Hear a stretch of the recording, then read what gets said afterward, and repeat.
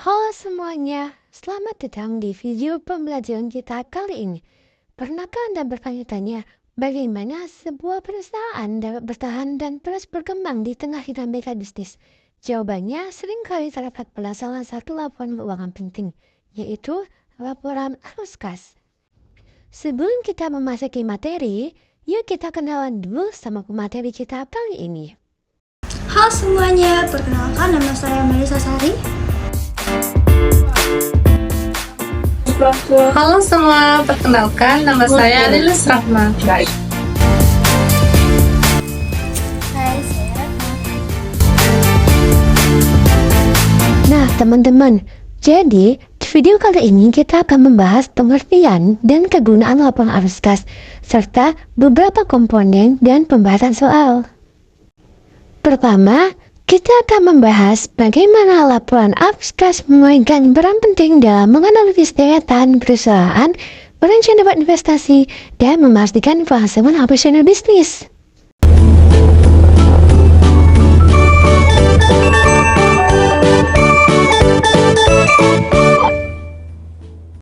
Menurut Martani 2015, laporan arus kas membantu para pengguna laporan keuangan memahami perubahan posisi nilai kas akibat aktivitas operasional, investasi, dan pendanaan selama satu periode. Sedangkan menurut Heri 2019, laporan sangat berguna untuk manajemen, kreditor, dan investor dalam mengevaluasi kinerja dan potensi perusahaan. Selain itu, laporan arus kas memiliki beberapa kegunaan utama, yaitu yang pertama, mengevaluasi kinerja operasional. Laporan arus kas menunjukkan seberapa besar kas yang dihasilkan dari kegiatan utama perusahaan seperti penjualan produk atau layanan. Hal ini membantu perusahaan mengevaluasi efektivitas operasional sehari-hari. Yang kedua, menganalisis likuiditas. Likuiditas adalah kemampuan perusahaan untuk memahami kewajiban jangka pendek dengan laporan arus kas. Manajemen dapat mengetahui apakah perusahaan memiliki cukup dana untuk membayar utang, gaji karyawan, atau biaya operasional lainnya. Selanjutnya, mari kita fokus pada salah satu komponen utama laporan kas, yaitu arus kas dari aktivitas operasi. Arus kas dari aktivitas operasi adalah bagian dari laporan arus kas yang mencerminkan jumlah yang dihasilkan atau digunakan dalam kegiatan inti perusahaan. Setelah kalian tadi memahami materi pertama, mari kita lanjut ke materi kedua, yaitu arus kas dari aktivitas investasi dan arus kas dari aktivitas pembiayaan. Nah teman-teman, ini adalah bagian penting untuk memahami strategi perusahaan dalam mengatur keuangannya. Jadi, siapkan catatan kalian dan mari kita mulai. Sekarang, kita akan membahas dua aspek penting dalam laporan arus kas perusahaan, yaitu arus kas dari aktivitas investasi dan arus kas dari aktivitas pembiayaan. Arus kas adalah alat yang sangat penting untuk menilai kinerja keuangan perusahaan. Dengan mempelajari arus kas ini, kita bisa mengetahui bagaimana perusahaan mengelola sumber daya untuk mendukung operasional dan rencana jangka panjangnya. Arus kas dari aktivitas investasi. Arus kas dari aktivitas investasi mencerminkan transaksi yang terkait dengan pembelian dan penjualan aset tetap, investasi pada saham perusahaan lain, serta penerimaan atau pembiayaan pinjaman jangka panjang.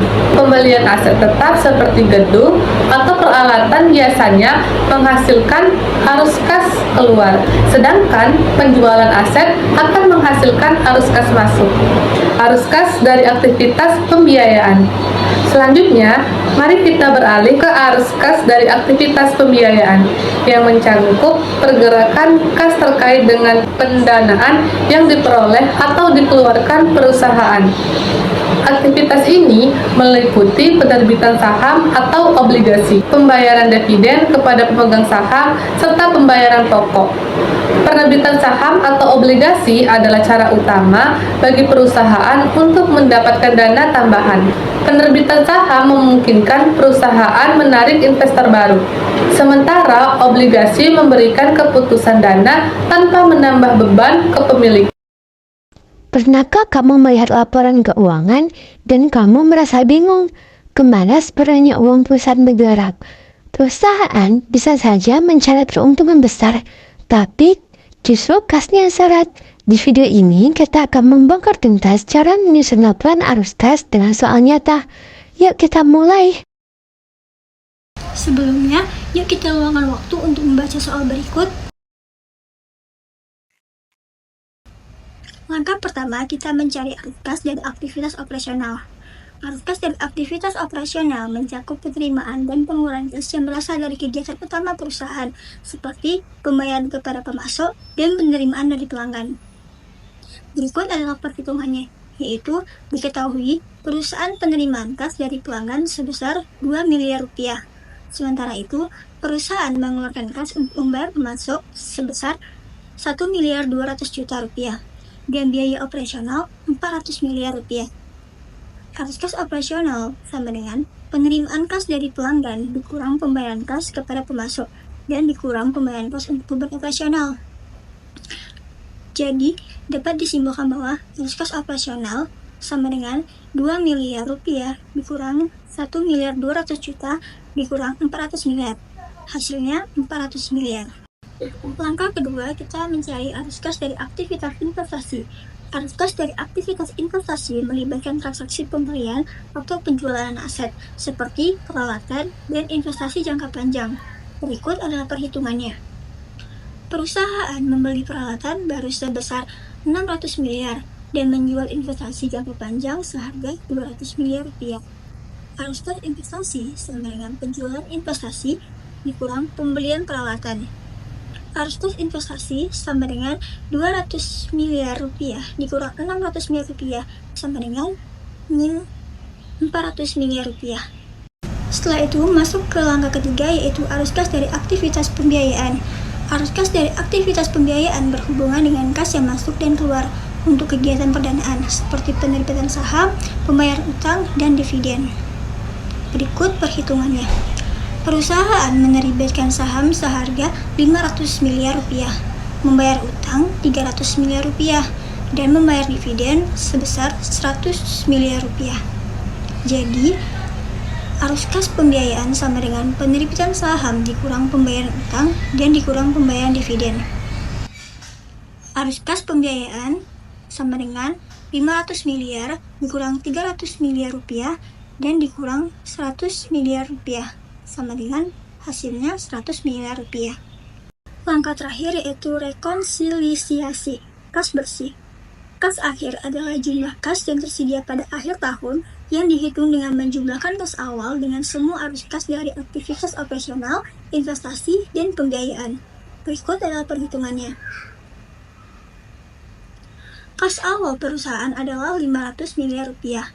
Kas akhir sama dengan kas awal ditambah arus kas operasional ditambah arus kas investasi dan ditambah arus kas pembiayaan.